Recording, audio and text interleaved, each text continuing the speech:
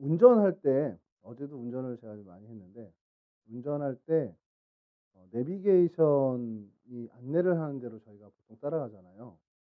근데 이게 좀 운전을 어릴 때부터 오래 한 사람들이 약간 운전에 대한 쓸데없는 자부심이 있습니다. 뭐 저도 해당되는 얘기고요. 어제는 그렇게 보는 눈이 많아서 그러진 않았는데 혼자 운전하다 가다 보면 이제 뭐 경로를 안내하겠습니다 이제 시작하면서 뭐 티맵 추천 뭐 안내를 시작하겠습니다 이렇게 하거든요. 뭐 좌회전하십시오, 우회전하십시오 그러는데 제가 아는 길이 있어요. 그래도 제가 예를 들어서 저기 뭐 영등포까지 가야 된다. 그러면 영등포까지 가야 되는 그 길이 여러 가지잖아요. 근데 그중에 제가 좀 선호하는 길이 있습니다. 종로를 좀 선호하는데 그리고 이제 마포대교 건너서 여의도에서 가는 길이 저한테 그려지는데 내비게이션은 이제 현재 교통 상황까지 다 감안해서 달리 안내할 때가 있잖아요. 이렇게 성수대교 건너서 뭐 올림픽대교를 타 가지고 가게끔 이렇게 하는데 그게 분명히 빠를 겁니다. 근데 이상하게 이 자존심이 있어서 '아니 뭐 좀 내가 아는 대로 가야지.' 하고서 가요. 근데 그거를 옆에 있던 뭐 집사람이라든지 뭐 친한 친구가 그 상황을 보면 "그럼 내비게이션 왜 켜니?" 이제 이렇게 얘기를 해요. 그럼 저는 또 나름대로 논리가 있죠. "카메라 때문에 켜는 거야." 과속 방지 요즘 50 으로 다 낮춰져 가지고 뭐 이렇게 과태료 낼 수 없으니까 그것 때문에 켜는 거야. 그러면은 이제 아는 친구 저희 집사람은 모르지만 아는 친구들은 "그러면 안심운전으로 바꿔 놓지 뭐하러 길 안내를 받니?" 이래요. 근데 내비게이션을 이제 처음 사용할 때 제가 거의 초창기부터 다 썼거든요. 아이나비 막 요만한 거 나올 때부터. 그전에 이제 GPS라고 해서 그 음성만 나오는 것들도 있었고. 근데 이제 그게 굉장히 자존심이 상했습니다. '내가 길을 안내를 받아야 돼?' 잘 모르시죠? 길을 안내받는 건데 왜 목사님이 저런 소리를 하나. 길은 안내받는 게 아니었어요. 제가 운전만 할 때도 지도를 펴서 제가 알아보고 알아내서 가는 거지 누가 알려주면 옆에 사람이 누가 알려주면 되게 자존심 상했던 게 있습니다. 제가 못 배운 거죠. 제가 잘못 배운 거지 운전을. 근데 아니 그러다가 내비게이션이 이제 나오는데 이게 정말 진화가 빨리 됐습니다. 뭐 나중에는 실시간 교통 정보를 뭐 반영해서 알려주기도 하니까 이건 뭐 제가 따라갈 수가 없는 거죠. 아무리 제가 시내길을 많이 알고 그런다 한들 이게 따라가지 못하고 이제 골목길에서 제가 조금 빨랐단 말이에요. 그래도 내비게이션이 골목은 이제 안내를 안 했다고요. 근데 요즘은 골목길도 안내를 해요. 굉장히 진화를 많이 한 거죠. 그러니까 이제는 그냥 마음 편하게 '내비게이션 따라가면 되겠다. 모르는 길 따라가면 되겠다.' 이렇게 하는데 그래도 가끔씩 제 성향이 불쑥불쑥 튀어나옵니다. '야 그래도 이 길은 내가 많이 다니는 내가 좀 알지.' 그리고서는 내비게이션이 오른쪽으로 가라고 그러는데 그냥 직진을 해 버려요. 어제 그런 거는 제가 어제 못 봐서 그냥 좌회전인데 그냥 직진한 거고 승혁이가 갑자기 "목사님 좌회전인데요." 그래서 되게 당황했거든요. 그건 이제 제가 못 봐서 그런 거고 그게 아니라 정말 자존심 때문에 이렇게 가는 경우가 있어요. 근데 이제 그런 때가 가끔은 있지만 전반적인 이제 저의 운전은 내비게이션이 알려주는 대로 가는 그런 성향으로 사실 바뀌어 왔어요. 그러고 나니까 편해지는 게 뭐냐면 염려나 걱정이 덜해져요. '제 시간에 못 가면 어떡하지?' 라든가 '목적지 그 근처 가서 헤매면 어떡하지?' 이런 걱정들이 사실 좀 이전보다 내비게이션을 사용하기 전보다 훨씬 더 적어지게 됐어요. 성 청년부재 말씀을 준비하다가 여호와께서 이렇게 뭐 지켜 주고 이런 것들 아니하시면 어떻게 되나라는 그 제목을 놓고 이제 계속 시편이 120 편을 하다가 어젯밤에 올라와서는 '아 이거구나.' 라는 생각에 무릎을 친 게 뭐냐면 이 내비게이션 얘기도 있지만 요한복음 14장 6절 말씀이 생각이 났습니다. 제가 좀 읽어 드릴게요. 요한복음 14장 6 절입니다. "내가 곧 길이요 진리요 생명이니" 주님이 "내가 곧 길이요 진리요 생명이냐." 하면서 "내가 곧 길이요." 이 말씀하신 게 이제는 이해가 되는 거예요. 주님이 우리의 내비게이션 역할을 해 주셨구나. 이제까지 제가 살아오는 정말 바른 인생 가는 길을 주님께서 지금까지 나를 안내해 주셨는데 그렇게 옆에서 "좌회전해야 돼. 야 직진해. 속도 줄여."라고 하는 주님의 얘기를 듣고선 그렇게 해 왔으면 제 인생이 참 반듯한 인생이 될 뻔했는데 내가 그 얘기를 "아이 주님 여긴 제가 더 잘 알아요. 아이 뭐 주님 제가 여긴 제가 좀 더 살아봤잖아요." 하면서 제 고집으로 살아온 부분들 때문에 올곧고 반듯한 인생이 되지 못한 게 있었다라는 생각이 드는 겁니다. 오늘 담임 목사님 설교 말씀을 좀 들으면서 목사님이 계속 설교 준비할 때 '내가 인생을 참 제대로 못 살았구나.' 그런 반성을 하셨다는데 그 반성이 어젯밤 12시 부터 1시 까지 제 반성이었습니다. 마지막 원고를 마무리하면서 '야 이거 내가 쪼끔만 이걸 더 진리를 먼저 알고 내가 정말 주님이 말씀하시는 대로만 살았으면 정각 그 늦지 않은 시간에 정말 반듯한 길로 내가 이 인생이 여기까지 왔을 텐데 정말 돌아 굽이굽이 치며 험악한 세월을 돌아서 '이제 여기 왔구나.'라는 생각을 하게 된 겁니다. 그 사이에 얼마나 많은 일이 있었습니까. 많은 사람들과 다툼도 있었죠. 갈등도 생기고 속으로 정말 많은 그 후회도 남고 이런 일들을 지금 살아왔다라는 거예요.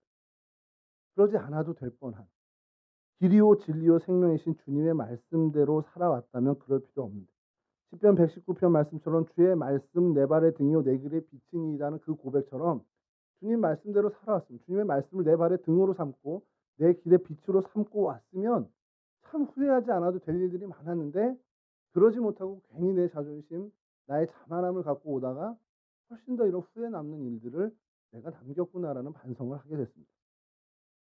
그러니까 우리의 문제는 저만의 문제가 아니라 우리의 문제는 정말 그 내비게이션, 우리 인생의 내비게이션이 되는, 우리 영적인 내비게이션이 되는 주님의 말씀을 제대로 따르지 않는다 거기에 있다라는 거예요.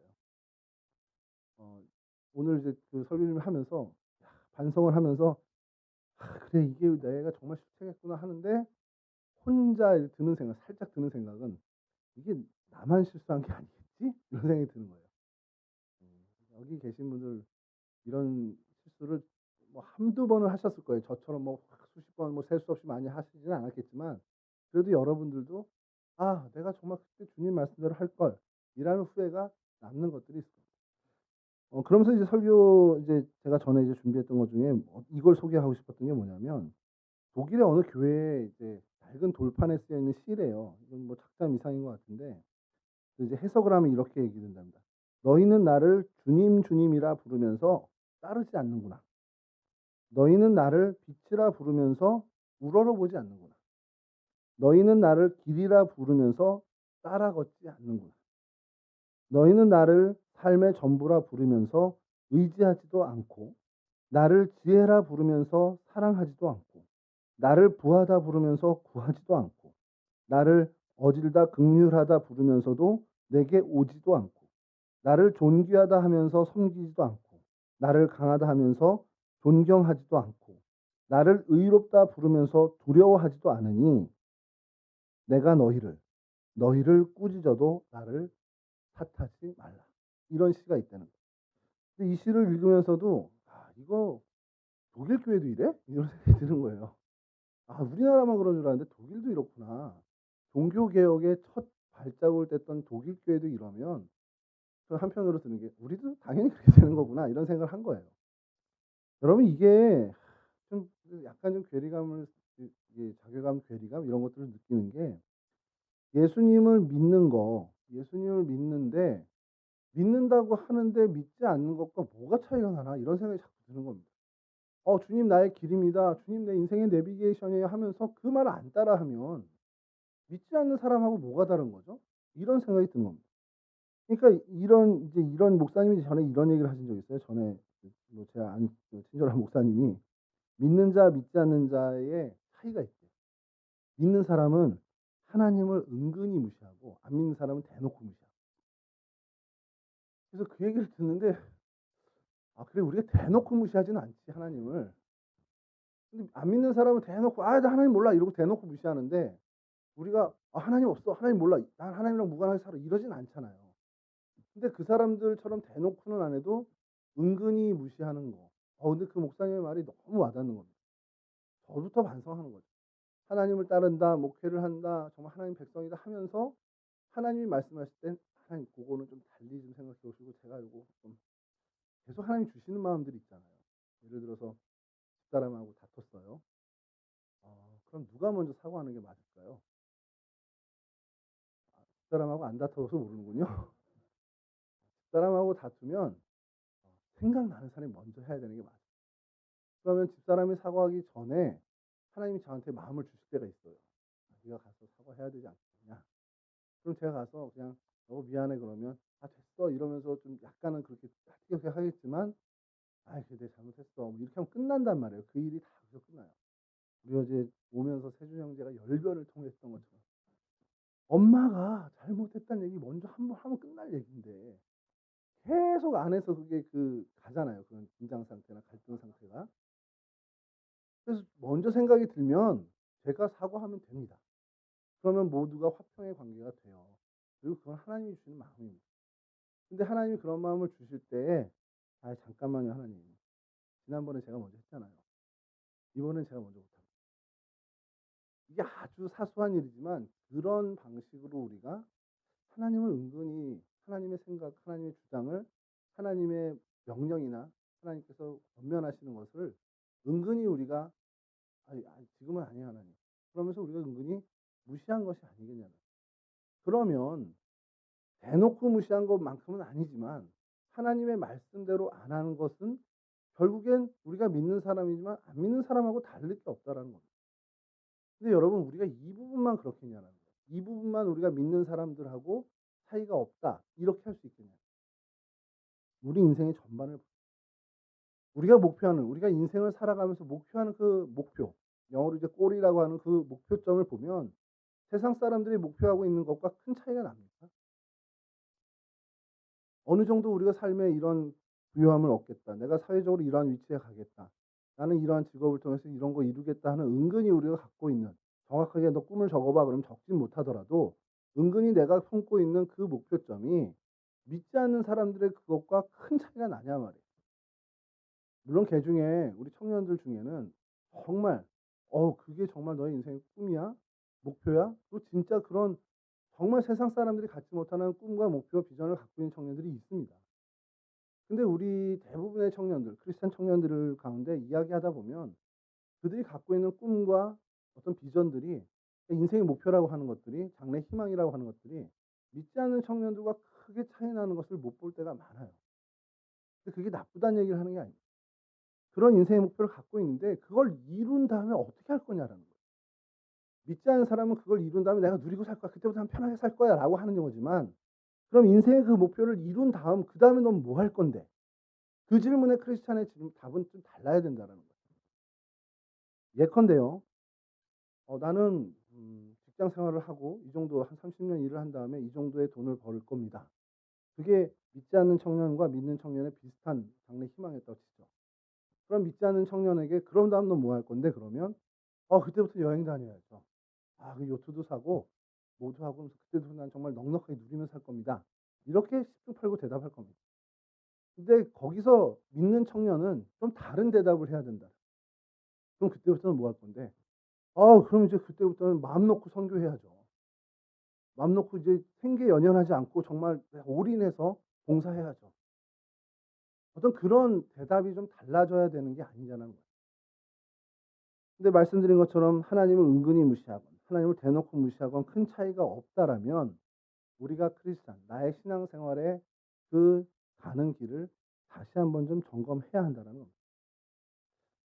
여러분 믿음이라는 걸 좀 생각을 해 보면 좋을 것 같은데요. 예수님을 믿으면 우리가 구원을 얻는데 그 구원을 얻는다라는 것 그것에 대해서 로마서 1장 17 절이 "오직 의인은 믿음으로 말미암아 살리라." 이렇게 고백을 하고 있습니다. 이게 하박국 2장 4 절의 말씀을 인용한 건데요. "보라 그의 마음은 교만하여 그 속에 정직하지 못하나 의인은 그의 믿음으로 말미암아 살리라." 그러니까 이 믿음을 굉장히 중요시해요. 믿음으로 구원을 받는 겁니다. 그게 이제 로마서 1장 17절 말씀, 하박국 2장 4 절의 말씀이에요.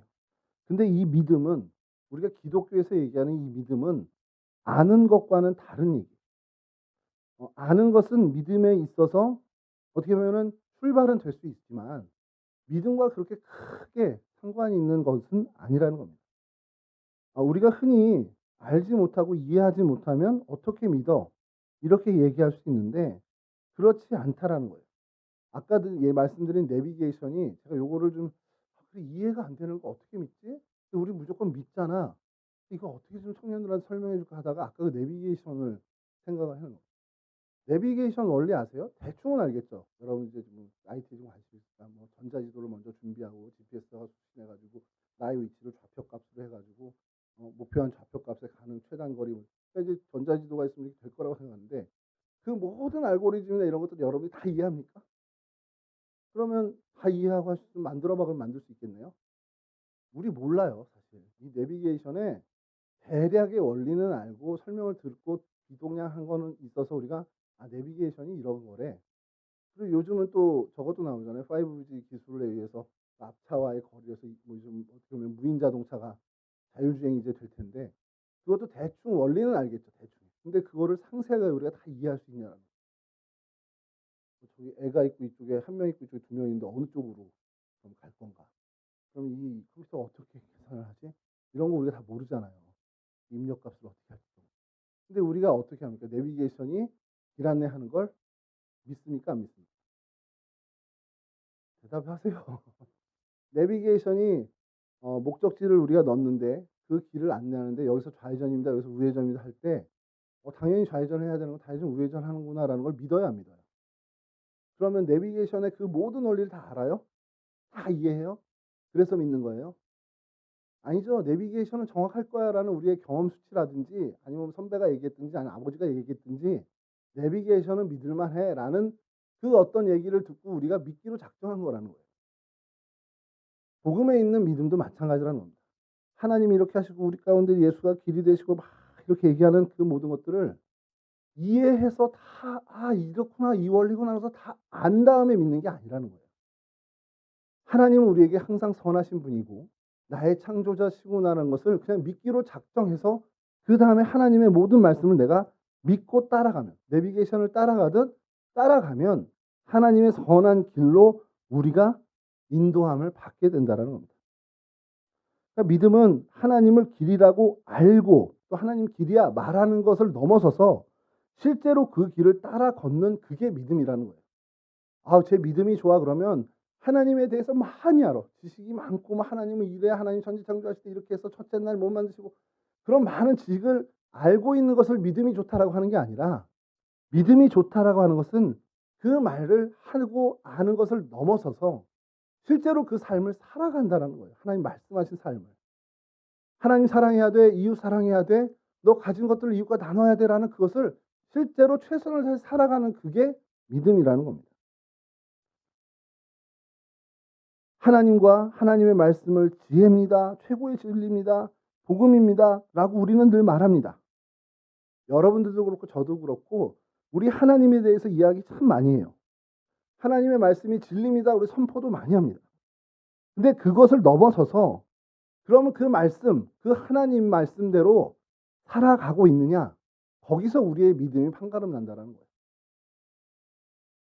아무리 입으로 주여 주여 해도 아무리 정말 하나님의 이름을 우리가 크게 목소리 높이고 외치고 찬양한다 해도 실제로 그 말씀을 순종해서 살지 않는다면 우리는 믿음이 좋은 하나님의 백성이 될 수 없다라는 거예요. 그래서 주님도 말씀하시잖아요. 마태복음 7장 22절에 나더러 주여 주여 하는 자마다 다 천국에 들어갈 것이 아니요 다만 하늘에 계신 내 아버지의 뜻대로 행하는 자라야 들어가리라. 이게 굉장히 엄청 무거운 말씀인데 우리 되게 가볍게 생각한단 말이에요. 여러분 구원은 하나님의 말씀을 알고 하나님의 어떤 하나님에 대한 지식이 풍성해서 이루는 게 아닙니다. 구원은 하나님의 말씀을 믿고 그 말씀을 따르는 그 믿음으로 의해서 얻게 된다라는 거예요. 하나님을 믿는 그 믿음이 없이는 하나님의 말씀을 행하는 그 믿음이 없이는 우리는 정말 세게 얘기해서 구원받을 수 없다라는 거죠. 이 관점에서 오늘 이 시편 127편을 좀 바라보면 여호와께서 집을 세우지 아니하시면 세우는 자의 수고가 헛됩니다. 그러니까 집을 세우지 않는 그러니까 내가 집을 세우고 막 집을 올리고 있는데 하나님이 안 하시면 내가 아무리 해도 수고가 헛된다라는 거예요. 또 하나는 성을 열심히 우리가 지키고 깨어서 잠 안 자고 눈 비벼가면서 지키고 있는데 하나님이 함께 하시지 않으면 하나님이 지키지 않으면 그 파수꾼, 그 불침번, 그 경계병이 아무리 깨어서 열심히 지킨다 한들 아무 의미 없다라는 거예요. 제가 서장훈 얘기 한번 드린 적이 있죠. 서장훈을 별로 좋아하지 않았는데 요즘 아는 형님 이후 계속 그의 말을 들으면서 '저 친구 괜찮네.'라는 생각하는 게, 제일 좋아하는 말이, 그가 하는 말 중에 제일 좋아하는 말이 "그게 무슨 의미가 있니?" 이거예요. 여러분, 우리가 하나님과 무관하게 아무리 땀 흘리고 노력해 봐야 서장훈 씨가 얘기하는 것처럼 그게 무슨 의미가 있어요. 아무 의미 없어요. 허사로 돌아간다는 거예요.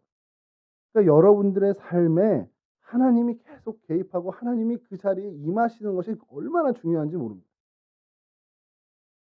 여러분, 아니, 여러분의 인생에서, 제 인생에서, 여러분의 인생에서 사실 제일 중요한 게 뭐야라고 그러면 결국 하나님과 함께 하냐. 우리 좋은 말, 성경의 말대로 임마누엘, 이거를 손에 꼽을 수 있다라는 겁니다. 여러분, 뭐 정말 온갖 것 다 하고 여러분들이 모든 사람들의 각광을 받고 뭐 찬사를 받고 해도 하나님과 무관한 일이야 그럼 아무 의미 없는 거예요. 근데 드러나지도 않아. 사람들이 주목도 안 해. 아무도 안 알아줘. 그러나 하나님이 함께 하신 것이라면 그건 정말 정말 의미 있는 일이 된다는 거예요. 사람들 몰라도 상관없어요. 하나님이 함께 하셨으면 되고 하나님이 인정하시면 되는 거예요. "공든탑이 무너지겠냐?"라는 속담이 있죠. "공든탑은 안 무너진다."라는 사실, 그 얘기죠, 이 속담의 의미는. 근데 이제 반백살을 살아보니까, 벌써 반백살이네요. 반백살을 살아보니까 꼭 그렇지만은 않더라고요. 공든탑도 무너질 때가 있더라는 거예요. 여러분들의 인생이 그렇게 오래 살지 않아서 잘 모를 수 있겠지만 정말 애지중지하고 정말 온갖 정성을, 내가 이제까지, 아니면 저 사람이 이제까지 저런 공을 들이는 걸 못 봤다, 저런 정성을 들이는 걸 못 봤다 하고 집중했는데도 불구하고 그 일이 실패하는 것을 본 적이 없습니까? 저는 제 친구가 그렇게 운전 연습을, 정말 대학 시험 고3 때보다 훨씬 더 이 운전 연습을 엄청나게 했어요. 필기 시험을 정말 거의 몇 페이지 몇 번 문제 그러면 외울 정도로 했습니다. 그래서 가서 "너 박수 받겠다." 그랬더니 "그게 뭔데?" 그랬더니 저기서 1 등하면 박수 쳐 줘." 요즘은 좀 다른가 봐요. 저희 때는 그랬는데 필기 시험 대 가서 1 등하면 98 점이십니다." 박세준 씨 그러면 일어나요. 그럼 거기 있는 사람들이 다 박수 교관이 이렇게 해 주거든요. 요즘은 안 그런가요? 우리 때는 그랬거든. 그래서 "야, 너 박수 받겠다." 그랬더니 "그게 뭔데?" 그래서 설명을 해 줬거든요. 그랬더니 박수 받아야겠다." 이러더라고요. 필기시험 정말 그렇게 공들이고 학원에서 연습한 거 와서 제 차로 또 연습하고 연습해요. 근데 제법 '당연히 합격하겠구나.'라는 생각을 했습니다. 근데 떨어졌어요. 제가 이 설교를 준비하면서 "공든탑이 무너질 수 있다."라는 거 예를 들면 항상 그 친구 얘기를 해요. 그렇게까지 했는데 대학 입시 때보다 제가 그 친구가 어떤 시험을 준비하는 것보다도 정말 많은 열과 성을 다했음에도 불구하고 떨어지는 걸 봤어요. 그래서 제가 그때 뭐라고 위로를 했냐면, 친구끼리니까 그런 위로를 할 수 있겠죠. "운전은 너랑 안 맞다. 네 인생에 운전은 없는 것 같다." 그랬더니 걔가 막 이 낙심을 해서 "너 기사들 운명인가 봐." 네, 그렇게 얘기를 했거든요. 근데 그 친구가 그 이후에 한 1-2 년을 아예 안 하더라고요. 약간 낙심을 한 거죠. 근데 여자친구를 만났는데 운전을 기가 막히게 잘해. 여자친구가 운전하는 차를 타니까 더 안 해. 그래서 '내 얘기가 맞는 거 아니야?' 이제 그런 얘기를 몇 번 했는데, 뭐 지금은 운전 잘하지만, 그리고 그 여자친구랑도 헤어졌지만, 어쨌든 정말 정성을 들여도 안 되는 게 있더라는 겁니다. 근데 여러분, 그렇게 무너지는 것이 있지만 하나님이 함께 하시는 일은 우리의 눈에 실패로 보인다 할지라도 그건 실패가 아니라는 거예요. 그 모든 일에 하나님이 함께, 하나님이 세우신 것이라면 사람들의 기준에 '아유 못 미쳐. 에이 그게 뭐야. 그게 무슨 성공이야.' 이렇게 한다 하더라도 하나님이 세우시고 하나님이 함께 하신 거라면 그건 그 의미가 엄청나게 그 자체로 있다라는 겁니다. 예컨대요. 이거 뭐 부끄러운 얘기일 수 있지만 여러분들은 저를 "목사님이 뭐요? 목사님처럼 되라고요? 싫어요." 뭐 이렇게 할 수 있겠지만, 제 나름대로 제 인생을 하나님이 세워 주신 것에 대해선 여러분들이 주목하고 목사님 성공한 인생 같지 않은데 목사님이 무슨 성공한 목회자예요?" 뭐 이렇게 얘기하겠죠. 우리의 기준은 성공한 목회자는 아닙니다. 아직 제가 저는 부목사잖아요. 담임을 나가야 빨리 젊어지는데 그러지 못하고 있는데, 근데 여러분 제가 저를 알잖아요. 목회자가 될 수 없는 인생이고 그런 성향이고 그러한 자질의 사람인 걸 제가 잘 알잖아요. 그런데도 불구하고 하나님이 교회 안에 머물게 하셨고 하나님이 세우셔서 그래도 하나님의 일을 정말 작은 부분이지만 하게 하셨다라는 거. 저는 그걸 알기 때문에 이 인생이 굉장히 의미 있다라는 겁니다. 아, 하나님이 세우셨기 때문에 내 인생 내가 이렇게 했으면 난 못했다. 내가 내 의지대로 내가 정말 목회자가 되겠다. 교회에서 이렇게 하나님 일을 하겠다 했다면 진작에 나가 떨어졌을 텐데 아, 이건 하나님이 정말 세우셨구나. 하나님이 정말 나를 다듬으셨구나. 하나님이 나를 정말 훈련시켰구나라는 고백을 하게 된다는 거. 그건 저랑 하나님은 확실히 아는 얘기죠. 근데 여러분들이 봤을 땐 아니 목사님은 다이어트도 못한 목사인데 무슨 성공을 했어. 이렇게 할 거란 말이에요. 여러분들이 보는 멋진 목사님들 있잖아요. 막 호리호리하고 젊고 막 이런 목사님인데 그 목사님하고 저를 이렇게 비교해 보면 일단 외모부터 강호진 목사님 1패 딱 이렇게 해버리면서 성공 못했다라고 할 텐데 저의 기준에 하나님이 나를 세우셨다라는 그 사실을 제가 알기 때문에 그건 자체로 의미가 있다라는 거예요. 여러분, 여러분의 인생도 마찬가지라는 거예요. 세상의 기준이나 다른 사람들의 기준을 여러분 기준 삼는 게 아니라는 거예요. 적어도 우리 크리스찬들은 내 인생의 이 부분, 이 분야, 내가 정말 애쓰고 이거 하는 것들이 내 수고와 노력으로 된 게 아니라 하나님이 세우셨다. 하나님이 직접 일하셨다라면 그건 정말 의미 있는 거라는 겁니다. 그거부터. 사람들이 각광하거나 사람들이 부러워할 만한 결과가 아니어도 상관없어요. 하나님이 하신 겁니다. 그럼 그 자체로 굉장한 의미가 있다는 거예요. 우리가 그걸 찾아야 됩니다.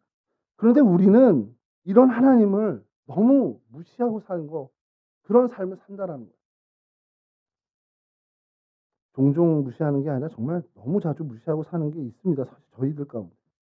정말 은근히 무시하고 산다라는 그 말이 맞다라고 인정할 수밖에 없는 정말 그런 하나님을 무시하면서 사는 것이 있지 않습니까? 제가 성경에서 하나님에 대해서 이렇게 별로 큰 의미를 안 두고 무시한다라는 표현을 쓸 수 있는 사건을 좀 찾아봤는데 여러분 야곱이랑 에서 이야기 잘 알죠? 누가 형입니까? 대답하셔도 돼요. 뭐 누구 혼내지 않습니다. 에서가 형이에요. 자, 어느 날 야곱이 그 우리 혜린 자매가 싫어하는 팥죽을 끓이고 있었어요. 팥죽을 끓이고 있었는데 왜 끓였겠습니까? 한번 생각해보세요. 내가 팥죽을 막 만들고 있어요. 팥죽이 아니어도 스프를 만들고 있어요. 왜 야곱이 스프를 만들고 있었을까요? 야곱이 절대 형을 위해서 만들고 있는 사람이 아닙니다. 지가 배고파서 만들고 있는 거예요. 지가 먹으려고. 근데 형이 우연치 않게 그 타이밍에 도착을 했어요. 근데 사냥을 하고 돌아왔으니 얼마나 허기지겠습니까? 진짜 배고프니까 야곱한테 한 그릇 정도밖에 안 되겠죠. 야, 그거 놔줘라. 근데 야곱이 머리가 비상하잖아요. 내가 저보다는 조금 덜 배고프니까 내가 새로 만들고 이거 주면서 뭘 하나 내가 얻을까? 그래서 만약에 종혁 형제가 배고파서 목사님 저 그거 주세요. 그럼 제가 뭐 요구하겠습니까? 그래? 그럼 그 템 놔줘. 그렇게 하겠죠. 그럼 종혁 형제가 바꿀까요, 저한테? 아, 목사님 그래요. 저 주시고 제가 탭 드릴게요. 절대 안 하겠죠. 근데 에서는 어떻게 했습니까? 아, 그래, 나 줘. 야, 지금 배고파 죽겠는데 이게 뭐가 소용이 있냐? 그러면서 탁 던져주는 것처럼 탭을 던져주는 겁니다. 에이, 설마 탭을 던져주겠어요? 이렇게 얘기할 텐데 그거보다 더한 걸 던져줬죠. 하나님의 축복권을 던져준 겁니다. 장자권인데 여러분 이 장자권은 그냥 명분의 어떤 그냥 말 그대로 장자권이지 그 안에는 하나님의 축복, 하나님의 어떻게 보면 어마어마한 하나님의 놀라운 영광과 은혜가 담겨 있는 거예요. 야곱의 이스라엘의 시조에 장자권을 갖는 겁니다. 그 이스라엘의 조상이 되는 거예요. 하나님의 선민의 조상이 되는 겁니다. 근데 그거를 에서가 툭 던져주고 팥죽 한 그릇이랑 바꿨습니다. 뭘 얘기하는 겁니까? 그가 신앙이 없었던 사람이에요? 그가 여호와 하나님을 몰랐던 사람입니까? 야곱과 그 어머니를 통해서 얼마나 많이 들었겠습니까? 몰랐던 사람이 아니에요. 믿지 않는 사람이 아닙니다.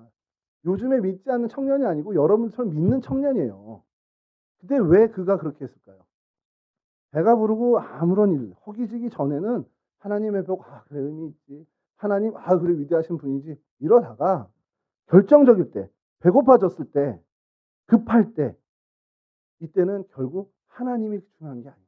내가 중요한 게 되는 거예요. 그러니까 그는 아까 얘기한 것처럼 하나님을 무시한 그런 인생이 된 거예요. 안 믿는 사람이 아니었습니다. 하나님이 주시겠다는 하나님의 약속이 들어있는 그 장자권, 갤럭시 탭 이상의 그 훨씬 더 가치 있는 것을 그저 팥죽 한 그릇과 바꿀 수 있는 그렇게 하나님의 것에 대해 가볍게 여기는 마음이 있었다는 거. 근데 그 에서는 믿는 자였다라는 거. 오늘 우리도 마찬가지예요. 우리가 평상시에 아무 일 없을 땐 크리스찬으로 삽니다. 크리스찬처럼이라는데 죄송합니다. 크리스찬으로 삽니다. 믿는 청년으로 삽니다. 젊은 그리스도인으로 살아요. 근데 우리의 문제가 언제 나타나냐? 급할 때. 결정적일 때. 내 이득이, 내 유익이 정말 어떻게 보면 위태로울 때. 그때 하나님을 선택하면 이걸 다 놓쳐야 버리는 그런 순간에, 하나님을 선택하지 않으면 이걸 내가 움켜쥘 수 있는 그 순간에 갈등하지 않고 하나님을 놓고 움켜쥐는, 이 세상 것을 움켜쥐는 모습을 우리가 갖게 된다는 거예요. 어떻게 잘하냐고요? 저도 그랬습니다. 저도 젊은 날에 그래 봤으니까. 근데 그게 후회되니까, 아, 내가 크리스찬으로 산 게 아니었구나. 내가 평온하고 엄청나게 그냥 이렇게 있을 때만 내가 크리스찬처럼 산 거구나. 크리스찬처럼 내가 정말 행동하고 연기한 거구나. 결정적인 건 뭐 순교 현장까지는 아니더라도 정말 결정적인 그 순간에 우리가 어떤 선택을 하느냐. 여러분, 그 순간에 진짜 크리스찬의 선택, 크리스찬의 원래 맞는 선택을 하기 위해 우리가 지금부터 훈련하고 우리 몸에 그 크리스찬의 삶을 붙여야 된다는 거. 여러분, 그 많은 우리 순교자 있었잖아요.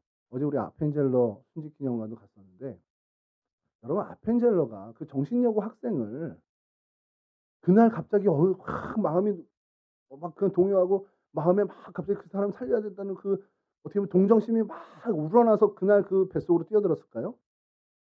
아닙니다. 그게 평소에 늘 조선 학생들 그 사람들의 사랑이 계속 그 마음에 쌓이고 그의 몸에 배어 있기 때문에 그런 결정적인 순간에 하나 갈등 없이 그 조한규라는 처사와 그 정신여고 학생을 위해서 그냥 잔속에 들어가는 겁니다.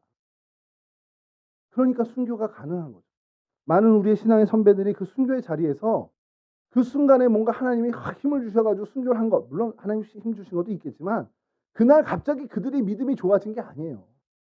평상시 화평할 때 그들이 늘 내 생명보다 하나님의 의가 더 중요함을 알고 그래서 그 복음을 위해서 헌신하고 희생했던 삶이 쌓여서 그들의 몸에 붙은 겁니다. 그래서 그들의 인생이 결정적인 순간에도 아무 갈등 없이 하나님을 선택하는 그러한 인생이 된다라는 거예요. 여러분, 우리도 우리의 믿음이 이렇게 돼야 된다는 거예요. 내가 아무리 노력해도 소용없다. 하나님이 해주셔야 된다. 이것은 우리의 평생에 하나님이 세우시고 하나님이 관여하시고 하나님이 우리를 이끌어 주셔야 된다라는 그 믿음으로 이 화평한 시절에 계속해서 우리가 훈련되게 살아가야 결정적인 그 위기의 순간에도 우리는 하나님을 선택하는 그런 참된 크리스찬의 모습을 보일 수 있다는 겁니다. 그래서 여러분, 좀 제안을 할게요.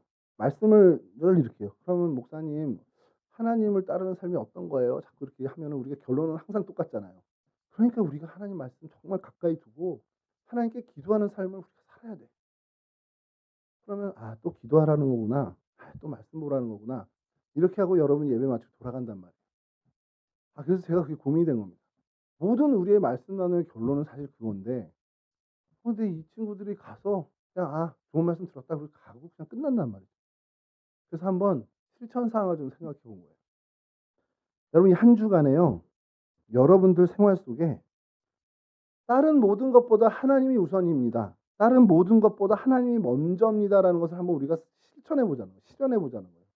행해 보자라는 겁니다. 그래서 이 사실을 하나님께도 보여드리고 내 주변의 사람들에게도 보여주는데 뭐 주변 사람들이 못 보면 할 수 없는 거지만 나 자신에게도 한번 그걸 호소해 보자는 거예요. 그래서 여러분, 이번 주간에 한 가지만이라도 좀 실천해 보자라는 겁니다. 아, 내가 다른 것보다 다른 사람보다 하나님이 먼저고 하나님이 우선입니다. 라는 그 우리의 믿음을 한 주간 좀 실천해 볼 텐데 1분도 좋고 2분도 좋습니다. 아침도 좋고 저녁도 좋고 자기 전도 좋고 눈 뜨자마자도 좋아요. 언제도 상관없습니다. 느닷없이 길을 가다가도 상관없는데 하나님 말씀 성결 한 구절이라도 하루에 한 번만 이상 한 번 이상 눈길이라도 좀 줘보자는 거예요. 제가 충격을 먹은 게 있었어요. 예전에 그 모 피교회에서 이제 청년부를 맡아서 사역을 할 때 저는 이제 크리스찬 청년들이니까 제 청년 시절을 생각해도 우리가 아무리 그냥 못돼 먹은 청년처럼 지냈어도 우리가 그래도 일 주일에 한두 번 성경을 쳐다보고, 그때 스마트폰이 없을 때니까 그래도 부담감에, 마음의 부담감 때문에 아침이든 저녁이든 자기 전이든 책상에 앉든 침대에 누워서든 그 성경 말씀 한 번 피고 한 절이라도 읽고선 '아 뭔가 해냈다.'라고 덮고 잤단 말이에요. 그리고 그거 어떻게든 했거든요. 그러니까 그 부담감이 있었단 말이에요. 아무리 정말 요즘 여러분들의 표현으로 날쌘이처럼 우리가 예수를 믿었어도, 근데 제가 그 교회에서 청년부를 맡았을 때 정말 단 한 차례도 성경을 펴지 못하는 그런 청년들이 정말 많더라고요. 근데 그게 아무렇지도 않은 게 더 문제였어요. 그걸 제가 더 충격을, '아 그래 바빠서 너무 힘들고 너무 바빠서 아 그래 성경 한 번도 못 펴볼 수 있겠지.'라는 생각이 드는데, 그러니 네가 얼마나 마음이 속상했겠니 그랬거든요. 왜 속상해요? 그래도 교회 와서 한번 보잖아요. 듣잖아요. 한 주 빠지면 두 주 아무 하나님 말씀. 그래서 "야 그럼 네가 크리스찬이냐?" 이제 그런 얘기를 했는데, 그 나중에 이제 성경 공부 끌어들여 가지고 정말 매일매일 성경 읽게 하는 그 우리 성경 큐티 이제 훈련을 했죠. 그 친구가 지금은 어마어마한 이제 크리스찬이 됐습니다만, 여러분 이번 주 여러분들 1 분도 좋고 2 분도 좋고 더 길면 더 좋고 아침이 돼도 좋고요. 저녁이 돼도 좋고요. 자기 전이 돼도 좋고 눈 뜨자마자 좋습니다. 하나님 말씀이 성경 말씀 정말 한 번만이라도 들여다보는, 매일 한 번만이라도 들여다보는, 그걸 이 한 주에 한번 해 보자는 거예요. 이게 여러분 첫 번째고요. 두 번째는 일주일간에 여러분 다음 주 이 시간까지 단 한 차례라도 좋습니다.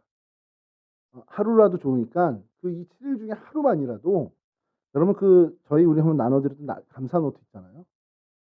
그 뭐 5 가지 쓰는 것까지 바라지 않습니다. 한 가지만이라도 좀 쓰는, 아니 딴 거 안 바랄게요. 진짜 하루 그날 하루 한 가지만이라도 좀 쓰는, 일주일에 다 쓰면 정말 할렐루야지만 한 번이라도 좀 쓰는 거를 좀 실천해 보자는 거예요. 제가 말씀을 나누면서 '아 우리 기도해야 됩니다. 우리 하나님 말씀 가까이 해야 됩니다.'가 이게 항상 결론이란 말이죠. 근데 1 년여를 2 년여를 가까이 지금 그렇게 해 왔는데도 여러분들이 이제 다 예상을 하는 거죠. '아 목사님 말씀 결론 뭐 뻔한데.' 근데 그럼 뭘 해야 되는데 하는 게 없어 보이는 거예요. 몇 명은 이제 알고 있지만 대부분의 청년들이 그런 게 아무것도 없는 거예요. 그래서 고민을 계속했습니다. 그래서 오늘 좀 여러분들에게 제안을 하는 게, 실천해 보자는 거예요. 앞으로 계속해서 그 실천 사항들을 좀 얘기할 텐데 하실 수 있겠습니까? 대답 좀 하세요. 아멘을 좀 한번 해 주세요. 아멘 한번 해 주시면 저와의 약속이면서 또 하나님과의 약속이 되니까 할 수 있습니다. 여러분 못하는 일이 아니잖아요.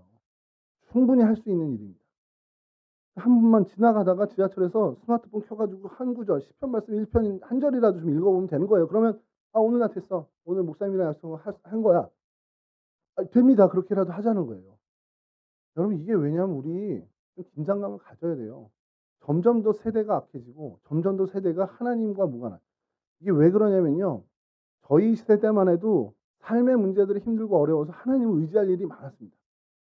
먹고 사는 것부터 하나님 의지해야 되는 시절을 살았어요, 저희는. 근데 요즘은요, 그런 거 별로 없어요. 굳이 하나님이 왜 필요해라고까지 하는 생각을 하는 사람들이 있어요. 그냥 아버지가 교회 다녔고 할아버지가 교회 다녔으니까 제가 여기 나오는 거죠. 굳이 내가 내 인생에 하나님이 있고 없고 큰 차이가 없어요라는 청년들이 정말 많습니다. 근데 그게 아니라는 걸 여러분 한번 경험해 봤으면 좋겠어요. 여러분들의 인생이 화평하고 부모님의 은혜로 인해서 정말 순탄하게 걸어가는 것 같지만, 여러분 하나님이 여러분들의 인생에 개입하는 순간 여러분 그 모든 생각들이 다 바뀝니다. '아 이게 하나님의 은혜였구나.' 아까 세준 형제에게 제가 부탁한 그 찬양을 왜 자꾸 그러냐면, 여러분 이 정도의 건강이고 방만하게 살았으면 이미 죽었어야 돼요. 이건 제 얘기가 아니라 그 선생님 의사 선생님의 얘기였습니다. 어 제가 이제 목사인 걸 아세요 그분이. 목사님은 살아있는 게 기적이네요. 왜냐하면 이미 이상이 생겼어도 아무렇지도 않아요. 이미 돌아가셨어도 누구 하나 어느 의사도 이상하게 여기지 않을 그 상태라는 겁니다. 그만큼 제가 방만하게 산 거죠.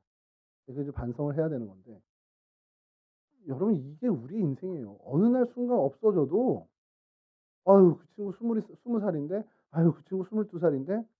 안타까워는 할 수 있지만 '죽을 수 있지.' 이렇게 되는 게 우리 인생이에요. 아이 어느 애는 뭐 10 살도 안 돼서 죽고 이렇게 되는데, 근데 여러분 지금 살아 숨쉬는 게 되게 당연한 것 같잖아요. 당연히 내일 눈 뜰 거죠. 우리 다 그렇게 생각하죠. 어제 돌아가신 분도 당연히 내일 눈 뜬다고 생각했어요. 여러분 이거 당연한 게 아닙니다, 우리 살아가는 게. 하나님이 여러분들을 지키시고 계세요. 참새 한 마리도 하나님이 허락하지 않으면 떨어지지 않는 것. 이 말씀이 뭡니까? 여러분들을 그렇게 하나님이 계속 지키고 계신 겁니다. 여러분 당연한 거 없습니다. 하나님의 은혜예요. 모든 게 하나님의 은혜인데 그 은혜를 발견하냐 못 발견하냐는 이제 전적으로 우리의 책임입니다. 하나님 말씀을 이 한 주간 좋습니다. 하루에 한 번 꼭 좀 펼쳐보세요.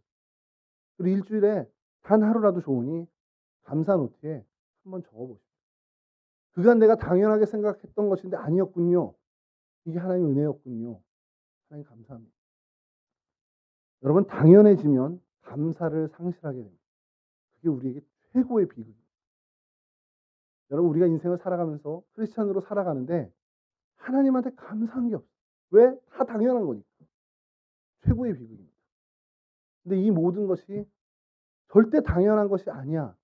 그 순간부터 우리는 하나님께 매 순간 감사의 열매를 드리는 진짜 크리스찬의 모범적인 삶을 살게 됩니다.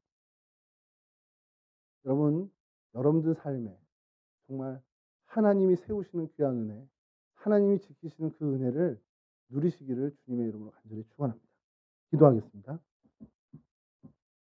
참 좋으신 하나님 감사합니다. 오늘도 변함없이 저희들 가운데 귀한 생명 허락해 주셔서 주님 안에서 이 귀한 생명의 기쁨을 누리게 하시니 감사를 드립니다. 주님께서 허락하신 귀한 주님의 날, 주님 앞에 나와 주님을 생각할 수 있도록 은혜 주시고 주님의 말씀을 한 번 더 펼칠 수 있는 은혜를 주시니 감사를 드립니다. 하나님, 우리를 하나님의 백성으로 불러주셔서 그리스도인이라 칭하게 하셨사오니 우리의 삶 속에, 우리의 일상에서 정말 그리스도인다운 삶을 살아갈 수 있도록 도와주시옵소서. 무언가 거창한 일을 하는 것이 아님을 압니다.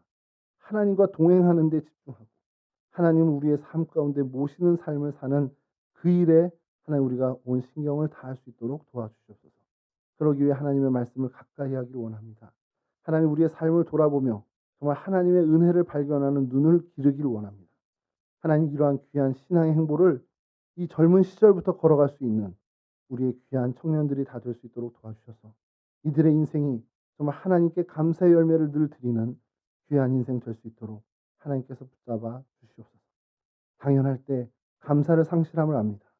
하나님, 우리의 주변의 모든 나의 삶의 모든 조건들 당연한 것이 하나도 없음을 고백하는 우리 동성 모든 청년들이 될 수 있도록 도와주시옵소서. 감사하며 예수 그리스도 거룩하신 이름으로 기도합니다. 아멘.